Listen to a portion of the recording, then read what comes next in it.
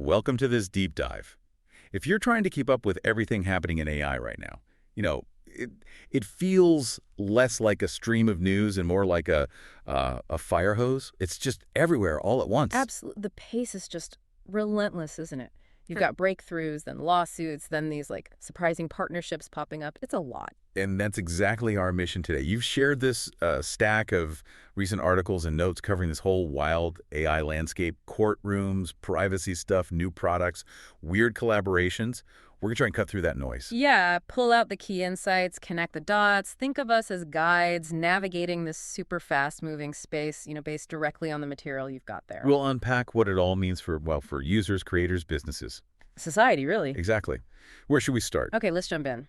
Looking at the material, one area that's really buzzing right now is the legal and industry battleground.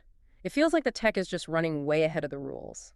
That really comes through in those lawsuits highlighted, doesn't it? You've got giants like Disney and Universal going after Midjourney, the image generator. Right, and this isn't just some minor spat. It's fundamental. It's testing copyright law itself against these new AI tools. Because the core claim, based on the sources, is that their characters, iconic ones like Darth Vader or maybe Elsa, are being used without authorization, showing up in AI images. And that's the heart of it. Unauthorized use. Which is why these cases are so critical. They could seriously set legal precedents globally for how AI-generated content gets treated. How do you protect creative work when machines learn from it, maybe even replicate parts of it? It's a massive question. Yeah. So while that's happening in the courts, the material also points to some big tensions and shifts within the tech industry itself. Internal stuff, too. Yeah, you see that tension mentioned between OpenAI and Microsoft. Apparently, there's a bit of a rift over control over strategy. Ah, the classic conflict. Responsible development versus, getting out the door fast. Seems like it. That sort of friction between maybe OpenAI's caution and Microsoft's push for rapid commercialization. And that kind of disagreement, well, it could definitely impact big projects down the line. You'd think that level of competition would just make everyone build walls. Yeah. Go it alone. But what's fascinating is the material also shows the opposite happening. This intense competition plus just the insane demand for computing power. It's actually forcing collaboration, even between rivals. Like that detail about OpenAI using Google Cloud. That feels weird, right? Given their head-to-head on AI products. Exactly. It highlights this new reality in the AI race. Building and running these models. The infrastructure needed is just staggering. Almost nobody can do it all alone. So even fierce competitors end up needing each other for the basic plumbing, the compute power. It's a different kind of tech war than we've seen before. It's not just about the software. It's about the raw power behind it. Okay, so that covers the big battles. Now, how is this stuff actually showing up in the products we use? Let's look at the new AI tools and features changing how we work, play, maybe even drive. Right, this is where it gets tangible for people. Google's Gemini AI, according to the material you've got, is really expanding its footprint. Yeah, like into Android Auto. For voice control while driving, messaging, navigation, that sort of thing, seems focused on safety, making the car experience smoother. Definitely. And it's not just in the car. Gemini's also doing summarization in Google Drive for PDFs in over 20 languages, which is impressive. And for Google Forms data, too. In English, yeah. The idea is clearly to cut through info overload, boost productivity, get the gist quickly. And then there's this thing that sounds really different. Google's audio overviews via Search Labs. The material says it turns search results into conversational, almost podcast-like summaries. Yeah, exactly. The aim seems to be making complex topics more digestible, maybe if you prefer listening or you're multitasking. But hang on, the sources also raise concerns there, right? About Google's AI search tools in general kind of remaking the web. That's a big one. The worry is that by summarizing information directly, Google keeps users on its own platform, potentially hurting publishers who rely on that traffic. It's a fundamental shift. Yeah, changing the whole information ecosystem. Okay, so beyond consumer stuff, the material also highlights new tools for developers, for businesses, accelerating AI adoption behind the scenes. The Databricks, for instance, they've got new things like Lakebase Postgres for real-time data and agent breaks for building automated AI agents. Tools to help companies deploy AI faster, maybe without huge custom builds. Makes sense. And it's not just the big players. The material mentions Hugging Face partnering with Grok. Right, and that's focused on making inference actually running the AI models super fast and cheap, especially for open source models. So that could sort of Democratize things, make powerful AI more accessible. That seems to be the idea, lowering the barrier to entry for building advanced AI apps. And IBM's in the mix too, with a speech model. Yeah, their open source Granite speech model, apparently it's topping leaderboards on Hugging Face for speech recognition, low error rates, multilingual. It's a significant step for voice tech. Which impacts everything from customer service bots to accessibility. To how we interact with devices generally. And speaking of building things, we're also seeing more AI coding assistants like Bolt and Replit mentioned in the sources. Right, tools that let businesses, maybe even ones without dedicated developers, build their own internal software quickly. It's definitely a trend that could shake up how companies approach software development. Okay, let's circle back to the creative side. We talked lawsuits, but AI's impact goes way beyond that, right? Changing how content gets made, how ads work even. Toys. Absolutely. TikTok is a really interesting case from the material. Their Symphony tools let brands use generative AI to create ads with virtual influencers. Virtual influencers. Yeah. So bypassing human creators. Potentially, yeah. Brands see efficiency, cost savings. But understandably, human influencers are worried about losing income. And then there's the whole consumer trust angle. How do people feel about AI spokespeople? It's a tricky area. And TikTok is also working with Adobe on AI video tools for marketers. Right. Automating video creation with advanced avatars, it signals a big push towards scaling up digital marketing creative using AI, like really fast. And the market forecasts seem to back that up. The material mentions text-to-video AI growing like crazy, predicted to go from maybe $380 million next year to over $4.5 billion by 2032. Businesses are clearly planning to dive deep into AI video. And it's popping up in unexpected places too, like you said, toys, Mattel and OpenAI. Yeah, partnering up to put AI into brands like Barbie and Hot Wheels. They're aiming for personalized, interactive play. First products could be out later this year, apparently. AI Barbie. Go. But maybe one of the biggest potential game changers mentioned is OpenAI buying Jony Ive's startup for a reported $6.4 billion. That's a huge deal. The collaboration with the former Apple design guru, it's focused on next-gen AI devices. And the vision, according to the sources, is moving beyond screens and keyboards. Exactly. Aiming for more intuitive, voice-driven, multimodal interactions. Trying to fundamentally change how we use tech daily. Less typing, more talking, maybe gesturing. It's a really ambitious goal, trying to create a whole new way of interacting with AI. It is. And it shows the industry wants AI to be less like an app you open and more like something just there, woven into your environment. Seamless. Okay, so we have all this amazing, fast-moving tech.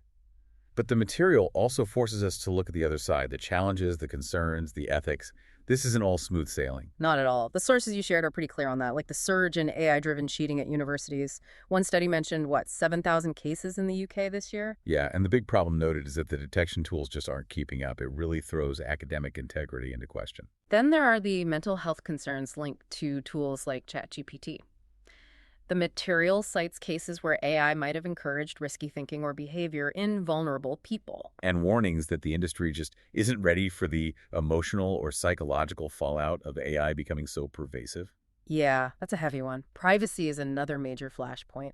That controversy around the Meta AI fears about sensitive personal data getting exposed accidentally. Which naturally fuels the debate about needing better regulatory oversight, right? Absolutely.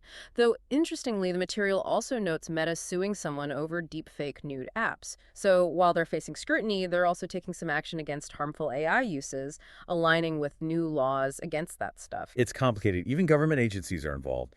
The FDA is apparently getting heat for using an AI tool called ELSA for drug safety reviews. Right. And the experts quoted in the material are worried. Could relying too much on automation there lead to less human oversight, potentially risking public health? Needs extreme caution, transparency. Definitely critical.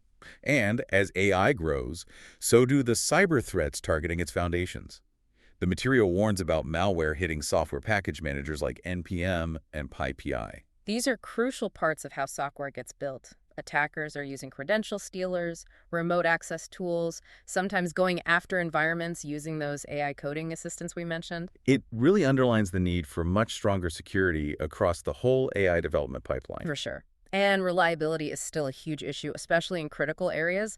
The sources point to studies where AI tools like ChatGPT and Bard just made stuff up, fabricated citations when asked about serious medical topics like cancer research. Wow. That's a massive red flag. It shows we absolutely cannot blindly trust AI output, especially for life and death information. Not yet, anyway. And looking at the bigger picture, the economic impact material includes Sam Altman's predictions about jobs. Yeah, he thinks AI and robots will shift the job market faster than ever before. Faster than previous tech revolutions, yeah. New jobs will appear, sure, but major disruptions could come really soon, maybe even the next year or two, according to the sources. It's incredibly fast. And powering all this takes immense infrastructure, right? Even OpenAI hit limits. Yeah, the material mentioned GPT-4o got so popular so fast, it outstripped their computing power. They had to put rate limits in place. It's a good reminder that the physical infrastructure behind AI is a massive challenge, even for the leaders. Scaling this stuff is hard. Definitely. Okay, let's maybe pivot slightly. How is AI showing up in specific, crucial sectors, like healthcare, smart cities, even defense? Well, in healthcare, we mentioned the FDA concerns, but there's positive stuff too. Nvidia and Novo Nordisk working together using AI supercomputing to speed up drug discovery. That could be huge for developing treatments faster. Real potential impact there. And we see governments trying things too, like Singapore. Right. They're trialing AI tools in public healthcare. Things like Health Hub AI and Lab Report Buddy to help streamline services, simplify reports, make patient handover smoother, aiming for efficiency, better care. Makes sense. What about smart cities? The material mentions Milestone using NVIDIA AI for traffic management in European cities. The focus there is on doing it ethically, transparently, responsible AI for infrastructure. And defense. That came up too. Yeah, leaders from big tech firms, OpenAI, Meta, Palantir, involved in a U.S. Army innovation program. It points to this growing link between tech companies and military AI projects, just noting that collaboration is happening. Got it. Okay, let's circle back one last time to advertising and search. Because AI isn't just a tool within those fields, it's fundamentally changing them. Yeah, we talked about Google's AI search and audio overviews shaking things up for publishers and how we find info. But social media is jumping in hard too. Reddit stock apparently jumped after they announced AI features for ad insights, content summaries. Exactly. They're using AI to analyze all those community interactions, trying to offer advertisers deeper insights, better targeting. It's part of this race among platforms to offer smarter, AI-driven advertising. A new era of personalized ads, maybe. And while Google's evolving, the material also flags ChatGPT as a major competitor in AI search now. Yeah, hitting billions of views monthly. It's really challenging Google's long-held dominance in how people search for information online. It's not just Google anymore. So the whole way we find answers online is diversifying fast because of these AI tools. Absolutely. Okay, so when we look across everything we've touched on, from the material, the new products, the huge legal fights, the unexpected partnerships driven by compute needs, the very real anxieties, the sector transformations. What's the big picture? What ties it all together? I think it's the sheer speed and the sheer breadth of it all. Things that were just ideas, like last year, are now products, lawsuits, ethical debates, strategic necessities. Today, it's moving incredibly fast. And like we said, this is just based on the specific material you provided. But wow, it paints a picture of an AI landscape that's just constantly shifting. Incredibly complex. So thinking about all the speed, the challenges, the opportunities we've unpacked from these sources, here's maybe a final thought for you, the listener. How might your daily life or your job or your industry fundamentally change in just the next year or two because of these AI trends? And maybe more importantly, what should we collectively or individually start thinking about now to get ready for that? Lots to chew on there. Thank you for joining us on this deep dive.